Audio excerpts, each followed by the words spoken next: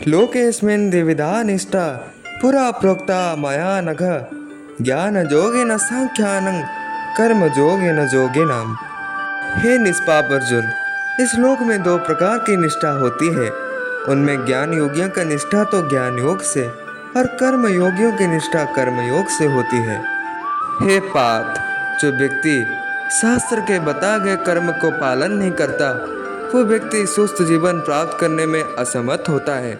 और ऐसा भी जो व्यक्ति शास्त्र के बताए गए कर्म को पालन भी करता है पर मन में अशुद्ध चिंताधारा भरी होता है, उसका सारे कर्म व्यर्थ चला जाता है। पार्थ, नहीं कश्चित क्षणमपि जातु तिष्ठत कर्म क्रुद्ध काजते हवसा कर्म सर्व प्रकृते जय गुणः।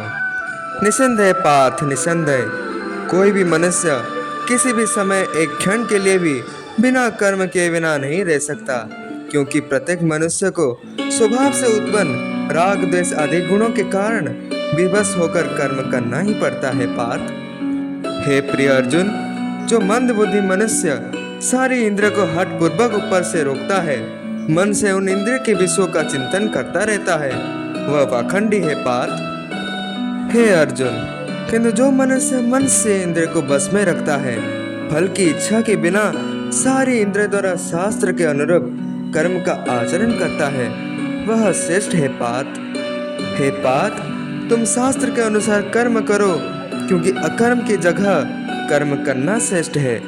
तथा कोई कर्म ना करने से तो तुम्हारा शरीर निर्वाह भी नहीं हो सकता। हे पार्थ, जब तुम अपना कर्म कर्तव्य के भाव से करते हो तो तुम फल की इच्छा से मुक्त हो जाते हो। जब तुम फल की इच्छा से मुक्त हो जाते हो तो तुम सुख दुख हानि लाभ ऐसे भावना से ऊपर उठ जाते हो। हे पार्थ, जब तुम ऐसे भावना से ऊपर उठ जाते हो तो तुम अपने कर्म में 100% ध्यान देने में समर्थ हो पाते हो। हे पार्थ, ऐसे कर्म को निष्काम कर्म कहा जाता है, और जो व्यक्ति निष्काम कर्म करता है अपने जीवन में, वो सभी कर्म बंधन से मुक्त हो जाता है और जीवन में सफल होता है। पार्थ,